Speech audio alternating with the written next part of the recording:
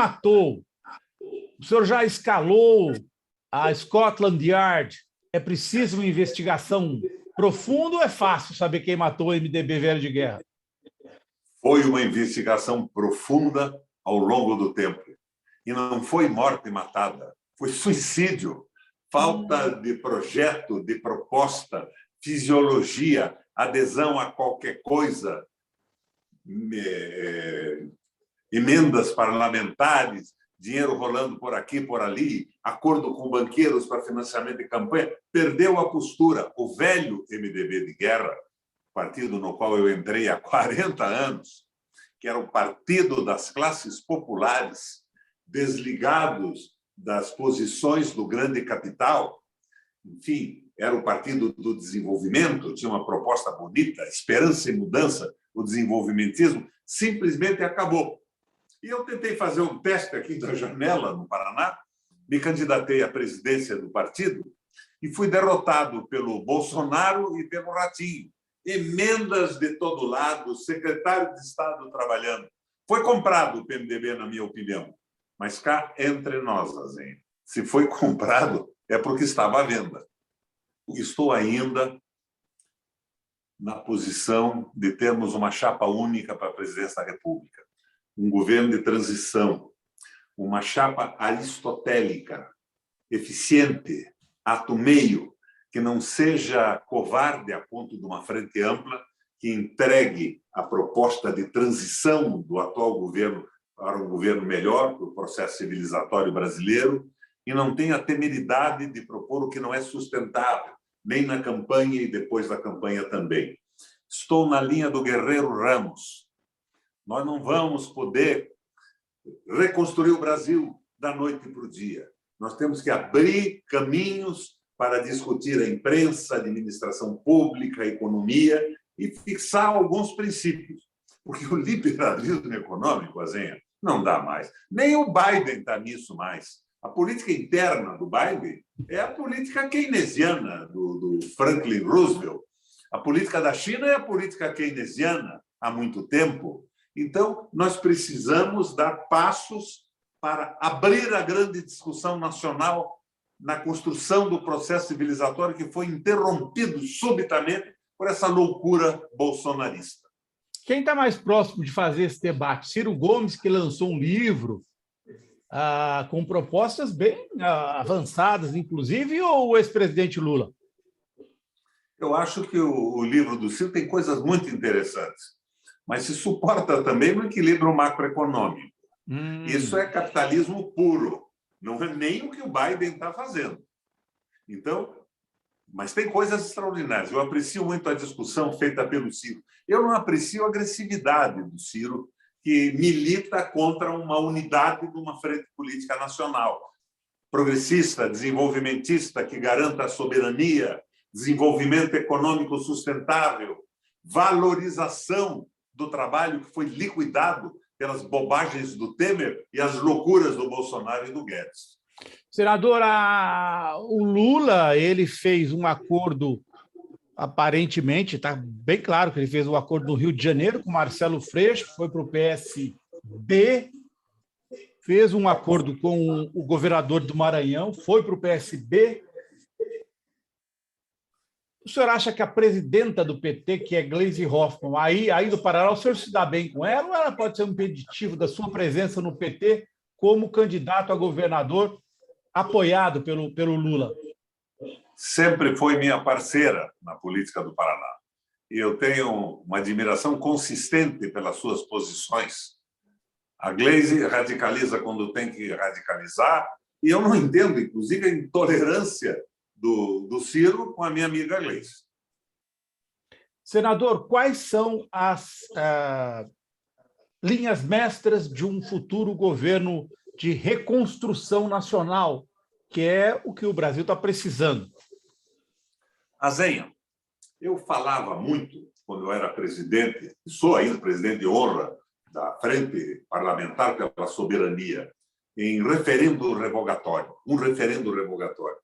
Mas hoje eu já entendi, batendo um papo com um blog desses aí que eu participo, que o referendo revogatório tem que estar contido na proposta de governo do candidato. Resgate da soberania nacional. Nós precisamos ter domínio sobre a administração do Brasil e as suas relações com o mundo. Desenvolvimento econômico sustentado. Revogação e construção de garantias para os trabalhadores. E, evidentemente, uma proposta para a agricultura com sustentabilidade para não liquidar a natureza. Para as pequenas e médias propriedades rurais que colocam comida na nossa mesa, mas também para a agricultura extensiva, que nos garante divisas para comerciar com o mundo. Tudo isso é positivo, tem que haver uma soma disso. Mas o fundamental é a valorização do trabalhador e dos brasileiros. O Brasil não é uma empresa com alguns donos concentrando renda e explorando o trabalho do nosso povo nesse regime de semi-escravidão que o Temer, o Bolsonaro e o Guedes nos colocaram. É isso que eu sonho, um entendimento e uma proposta única. Agora, é evidente que eu não sei andar em cima de muro. Vai chegar no momento que eu vou ter uma definição. Será a definição mais parecida com isso que eu estou dizendo para você e mais viável, naturalmente, para superar esse bolsonarismo, que, aliás, não existe, né? Existe o Guedes, existe o liberalismo econômico, não é nem neoliberalismo, é o liberalismo econômico transformando os trabalhadores em escravos e o país numa espécie de uma plantation na mão de interesses que não são os interesses dos brasileiros. É por aí que eu me dirijo e o meu pensamento se coloca e a minha posição política se estabelece. Por isso eu saí do PMDB. Virou uma tenda com pessoas de muito poucas luzes, muito pouca inteligência, nenhuma escolaridade, em princípio, e atrás de carguinhos, de indicações, disso, daquilo. O Brasil é mais importante que tudo isso, e mais importante que o Brasil é a vida dos brasileiros, que está virando uma coisa horrível. Senador, e o Rato? O Rato ele pode ser candidato à reeleição. Ele tem o pai dele, que é forte na mídia, né? O Ratinho, tem meios de comunicação. Ele vai querer enfrentar o senhor o ano que vem com o bolsonarismo. E eles são fortes aí. Como derrotar o Ratinho aí, o Rato pequeno aí no Paraná? O Rato colaborou para me derrotarem no PMDB. Sim. Os secretários do Rato entraram na campanha, alguns ainda estavam infiltrados no PMDB. Você sabe qual é o nome científico do ratão? Não. É ratos com 2 T's noruégicos, com W. Ratos noruégicos. É a famosa ratazana de esgoto. O rato não tem nada dentro da cabeça, o rato é uma nulidade absoluta. O Paraná não tem governo. Por exemplo, vou te dar... Mas aí, senador, só me diz uma coisa. O que o senhor vai propor aí no Paraná para derrotar o rato? Tem que ter carne nesse osso aí. Se o rato é uma besta quadrada, o que o senhor vai propor? Eu fui governador 3 vezes. A minha popularidade era de 83%. Eu congelei as tarifas na crise, aquela famosa crise econômica que os Estados Unidos naufragou. Congelei a tarifa, nós tivemos a energia elétrica mais barata do Brasil, a água mais barata do Brasil, congelei por 8 anos. Por exemplo, o Rato subiu o preço da tarifa de energia elétrica de uma forma absurda. O que se podia esperar?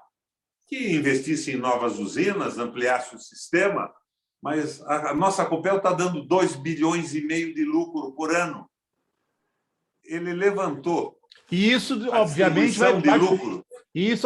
vai para os pobres de Paraná. Esses 2 bilhões são distribuídos, né? No projeto social. Distribuídos para os acionistas privados. Eu distribuía legalmente, é o que me obriga a lei, 25%. O Rato está distribuindo 65%. Está privatizando a Copel, vendendo ações da Sanepar.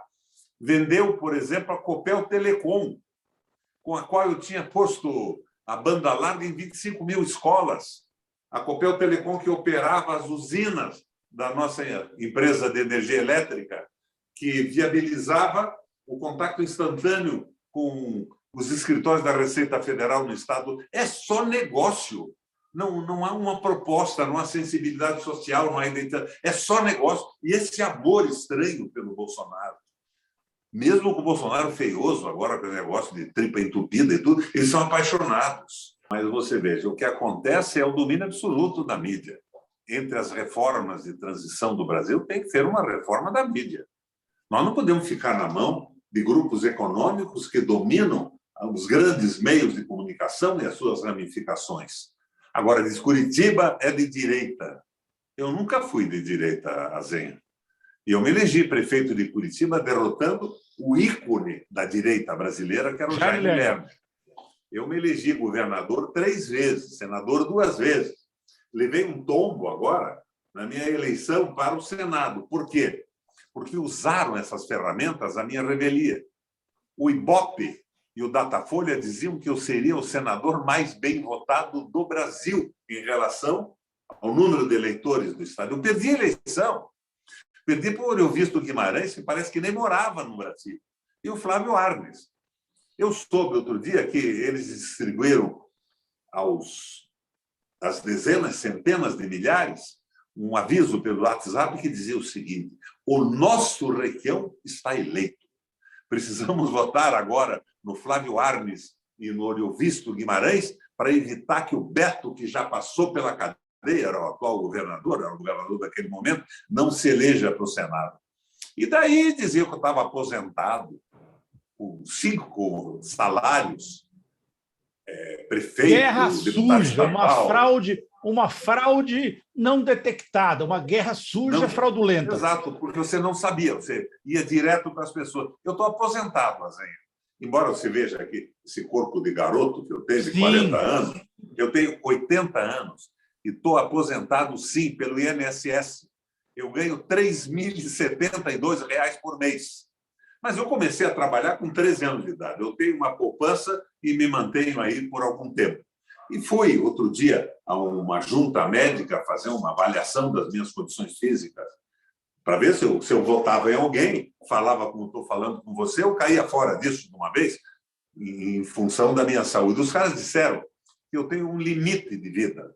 E eu tenho que me conformar com o que eles disseram. Eu só tenho mais 40 anos de vida útil. Depois eu me aposento e vou jogar bocha na praia com os velhinhos. Vou te falar um pouco da minha genética. Sim. Eu sou geneticamente de esquerda. O meu trisavô foi o lugar-tenente do Frei Caneca, na Confederação do Equador. O meu bisavô fundou o primeiro partido operário do Brasil. Chamava-se Partido Operário, no dia seguinte da proclamação da República. Era um partido socialista, sem ideias marxistas, porque o Marx não tinha chegado por aqui ainda. Já existia, mas não tinha uma tradução e um acesso fácil às suas ideias. Eram os utopistas europeus, os russos. Meu pai foi militante, meu avô foi militante. Então, eu não posso negar a minha formação, uma formação em casa, uma formação na escola. E o que me preocupa mais em que fazer com isso tudo é que eu fui governador 3 vezes, fui senador 2 vezes, fui presidente do Parlamento Europeu Latino-Americano e presidente das seções brasileiras do Parlatino e do Parlasul. Eu conversei com os principais líderes do mundo nos últimos anos. Eu tenho uma consciência clara que o liberalismo econômico acabou. Não é por outro motivo que o Biden está criando uma proposta keynesiana nos Estados Unidos, liquidando com a história do liberalismo. Porque o liberalismo quebrou os Estados Unidos, eles estão atrás da China hoje, porque apostaram tudo no mercado, no capital vadio, no capital que não produz nada, no capital que não produz ciência.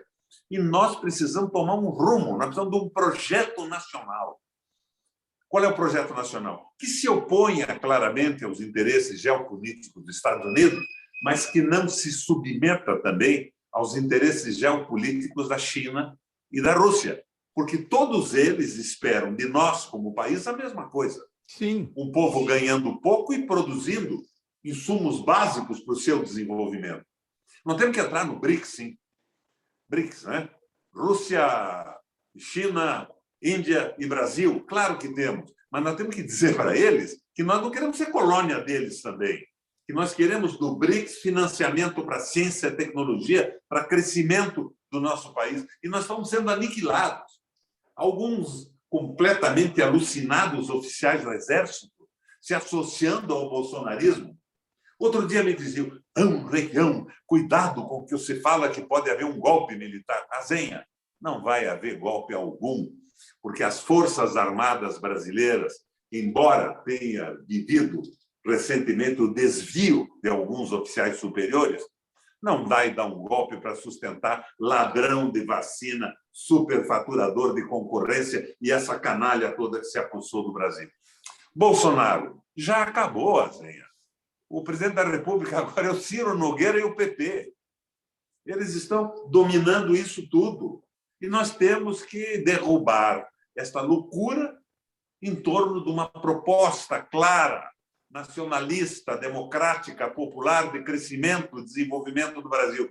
Eu penso sempre naquele documento nosso, Esperança e Mudança, que era o desenvolvimentismo colocado de uma forma muito clara. Claro que está superado pelo tempo, mas a ideia básica é essa: Brasil para os brasileiros, educação, inteligência, ciência e tecnologia, e vamos alcançar um lugar no mundo que estamos perdendo com essa milicada ignorante e essa boçalidade bolsonarista.